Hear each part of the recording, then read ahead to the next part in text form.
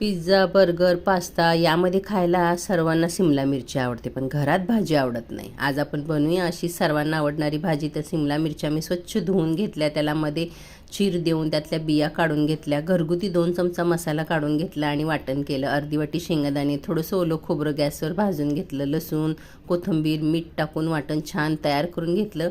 वाटणामध्ये घरगुती मसाला छान मिक्स करून घ्यायचा आणि चीर दिलेल्या भागातून असा मसाला मिरचीमध्ये छान भरून घ्यायचा. कढईमध्ये 2 चमचे तेल, मोहरी, जिरं, थोडासा ठेचलेला लसूण अजून टाकायचा आणि त्यामध्ये 2 बटाट्यांच्या मोठ्या जाड फोडी करून अशा परतून घ्यायच्या. हळद टाकायची, साईडला थोडंसं पाणीसुद्धा गरम करून घ्यायचं.